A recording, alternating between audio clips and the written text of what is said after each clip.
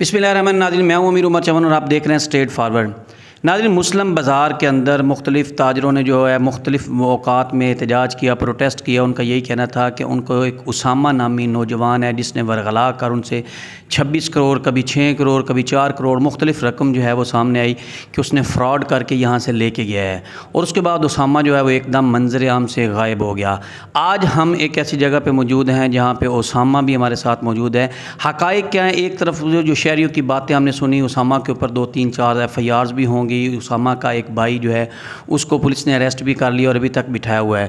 दूसरी तरफ उसामा जो है वो अभी तक मंजर आम से गायब है। हमारी उसामा से मुलाकात हुई लेकिन हक़ाइक़ जो हैं वो बिल्कुल बरअक्स निकल रहे हैं। उसामा क्या कहता है उसकी भी बात हम आपको सुनाते हैं। उसामा भाई, ये आप बताएं कि आप कितने भाई हैं और कितने अरसे से आप कारोबार कर रहे हैं? ये कारोबार नहीं, कारोबार कर रहे हैं? सर, हम 2 भाई हैं, बिलाल और उसामा। हमारी चादरों की शॉप है। माशाल्लाह मैंने स्टडी की हुई है, ICS किया हुआ है। मैं भाई के साथ शॉप पे कारोबार करता था। तो हम दोनों भाई साथ में चादरों का बिज़नेस कर रहे थे। अच्छा उसामा भाई, ये जो शहर के अंदर मुख्तलिफ बताया जा रहा है कि फ़्रॉड किया है, कोई 26 करोड़ कह रहा है, कोई 10 करोड़ कह रहा है, कोई 6 करोड़ रुपए कह रहा है, इसके पीछे सारी असल फ़िल्म है क्या? मुख्तलिफ लोगों को आपने मोबाइल्स लेके दिए किस्तों के ऊपर, मुख्तलिफ लोगों को अपनी अशिया लेके दी, असल हक़ाइक़ क्या है और ये गेम है क्या? और इस गेम के पीछे वजूहात क्या है? बाज़ हमें ये भी इतलात मिली हैं कि किसी से 10 लाख रुपये लेके आपने उनको 5 लाख वापस भी कर दी। ये सारे असल हकीकत क्या है? सर, जो आपने मोबाइल की बात की है सर, वो मोबाइल वाला मेरा दोस्त था। तो मैंने, चलो ये मेरे दोस्त थे, बिज़नेस मार्केट के बंदे थे। इन्होंने हमें कहा कि मोबाइल है, किस्तों पे अगर तुम लेके देते हो तो हमें भी ले दो। सर, मैंने इनकी याद रख के चलो इतने महंगे मोबाइल कोई भी नहीं ले सकता। तो मेरा दोस्त था मोबाइलों वाला, मैंने उससे लेकर मोबाइल दे दिए। तो वो मोबाइलों की किस्तें मंथ बाद वो दे रहे थे, वो कोई मसला नहीं। अच्छा, उसके ऊपर किसी किस्म का कोई इजाफी चार्जेज या पहले अपने चीज़ नहीं है कोई उसमें कि ये कि बाज़ार में उसका 50,000 रेट है तो मैंने 60,000 लिया, ये झूठ है। मैंने जो रेट मार्केट में लगता था वो इनको लगाया, बल्कि उनसे 1,000-2,000 कम ही लगा होगा। रेट में कोई हेरा फेरी नहीं। कि मसलन अगर एक ज़ाहिरी बात है, एक 20,000 का मोबाइल है तो उसका 2,000 मंथली किस्त दे रहे हैं, उन्हें तो फ़ायदा था। फ्री का मोबाइल है, ना सूद है ना कोई चीज़ है। लेकिन ये आप क्यों कर रहे थे लोगों को इस तरह? देखिए, अभी कोई कारोबार शुरू करता है तो अपनी प्रॉफिट के लिए करता है, आपने ऐसा उनको मोबाइल जो है वो सस्ते दामों क्यों दिए? सर, मैंने अगले बंदे का फ़ायदा किया है कि चलो मार्केट में, हालांकि मार्केट में मुझे पता चलता है कि जो ये लेके देते हैं रिलीज़ पे वो 40% लेते हैं। मैंने कहा नहीं, ये वाले कोई मुलाजिम है किसी दुकान का, कोई कुछ है कोई कुछ है। हालांकि जो मार्केट में रेट है वही मैंने उन्हें लगाया। ये 50% कैश दे देते थे, बाकी किस्तें बन जाती थी।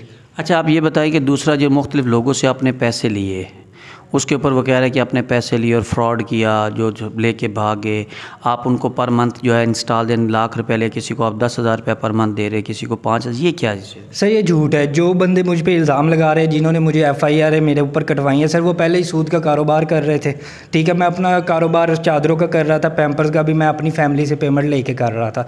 तो इनके साथ मेरा बैठना उठना था सबके साथ। तो इन्होंने मुझे वर्गलाया और मुझे कहा कि ये काम करते हैं। उनके पास वो पहले से कर रहे थे, उनके पास 40-50 पार्टियाँ थी, उनसे वो पैसे लाते थे, अपने पास रखते थे। और मुझे उन्होंने इस्तेमाल इसलिए किया कि मेरे पास पैम्परों का कारोबार था। मुझे कह रहे थे तुम हम लोगों के सामने हमारी सफाइयाँ दी कि ये काम है। हालांकि वो कारोबार खुद करते थे, खुद ही लोगों को मुनाफा देते थे, वो खुद ही सूद देते थे। मुनाफा नहीं सर, सूद।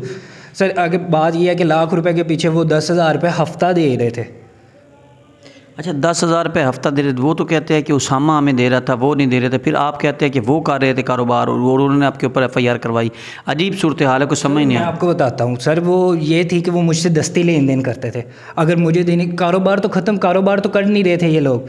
अब मुझे उन्होंने कहा कि कारोबार करने, अब आपको ज़रूरत पड़ी, आपने मुझसे ले लिए, मुझे ज़रूरत पड़ी सूद देने के लिए, मैंने आपसे ले लिए। ठीक है, इस तरह मेरे पैसे उनकी तरफ इजाफी चले गए। तो मैंने अपना मुतालबा किया पैसों का कि मैंने पीछे जिनसे लिए हुए अपनी फैमिली के, मेरे 10 मसलन जो मेरी फैमिली के मेंबर्स हैं, बाऊ अशरफ, और इनसे मैंने लिए हुए थे कारोबार के लिए। तो कारोबार ख़त्म करवा दिया थे इन्होंने कि सूद का कारोबार करते हैं। तो लिहाजा इन्होंने ये काम किया कि मैंने पैसों का मुतालबा किया, तो इन्होंने मुझे धमकियाँ दी और FIR करवा दी। अच्छा, किन लोगों ने आपके ऊपर FIR करवाई और अपना वो आपको क्या धमकियाँ दे रहे हैं? उनके नाम्स क्या हैं जिन लोगों ने आपका इस्तेमाल किया?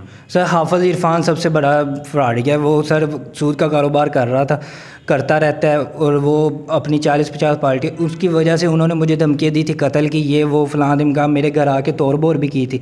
जिस दिन मैं उस दिन घर मौजूद नहीं था, मेरे भाई थे, अब्बू थे, उन्होंने मारा भी भाई को, हाथ पे उनके चोट लगी है और वालदा वगैरह को धक्के वगैरह दिए। तो मुझे जब मैं घर आया तो मुझे पता चला, तो लिहाजा मैं, मेरे पास बच्चे का गला भरा था, वो मैंने तोड़ा और मैं फ़रार हो गया। तो वो मुझे फिर अच्छा, अब कब तक आप जो हैं ये सारी बातें देखिए, इल्ज़ाम तराशी आपके घर के ऊपर भी लग रही है, सारा कुछ हो रहा है। अब क्या समझते हैं कि आप अदालती उनके साथ कार्रवाई करेंगे, आप कभी जो है वो पेश होंगे पुलिस के सामने, क्या करेंगे अभी नेक्स्ट आपका? सर मैं पेश होऊंगा, जो सच के साथ है वो मैं दूंगा, मैं अदालती कार्रवाई भी होगी। जो मैं, ज़ाहिरी बात है, मुल्ज़िम अपने आप को बेकसूर साबित करना, तो मुझे पेश तो होना पड़ेगा। सिर्फ भागा मैं इस वजह से क्या था कि सूद का कार इन्होंने मुझे साथ मिलाया, मैंने, घर वालों ने मुझे मारना है, लिहाजा इन्होंने भी मुझे कत्ल की धमकियाँ दी थी कि तुझे मार देंगे, ये कर देंगे हम। अच्छा, आपका घर वालों के साथ आपका रब्ता हुआ है या नहीं हुआ कि अभी तक आप फ़रार ही हैं? अभी तक मैं फ़रार ही हूँ। मुझे चौधरी साहब ने, चौधरी एडवोकेट, इनसे मेरा रब्ता हुआ था, तो इन्होंने मुझे तसल्ली दी कि तुझे कोई पुलिस वाला कुछ नहीं कहेगा, लिहाजा सुबह मैं इनके चैम्बर पे पहुंचा हूँ, तो मैं सुबह से अब तक। अच्छा, ये अभी एक ऐसी जगह पे हैं तो हम अभी तक ये पुलिस के पास पेश नहीं हुए, मुख्तलिफ वकला के साथ मिल रहे हैं और वकला के साथ मिलने के बाद ये ख़ुद को पुलिस के सामने पेश भी कर रहे हैं। इनका यही कहना है कि सूद का कारोबार जो है इनके साथ वाले दोस्त जो हैं वो करते थे, ये भी उनके साथ मिल गया और कारोबार जो है इकट्ठा शुरू हो गया। यूँ कह जिस तरह ये बातें कर रहे हैं, इनके बातों से यही ज़ाहिर हो गया कि ये इकट्ठा इनका जो है वो कारोबार का सिलसिला जो एक दफ़ा शुरू हो गया और कारोबार का सिलसिला शुरू होने के बाद इन लोगों ने जब अपना पैसों का मुतालबा किया तो उल्टा उन लोगों ने इसके ऊपर FIR कराई, इनके घर के ऊपर हमला किया। हकीकत क्या है अभी ये पुलिस भी सारी तफ्तीश करेगी। इनके ऊपर इस वक्त तक जो हमारी इत्तलात है 3 से 4 FIRs हैं। एक नए प्रोग्राम के साथ दोबारा हाज़िर होंगे, तब तक के लिए इजाज़त दीजिए। अल्लाह हाफ़िज़।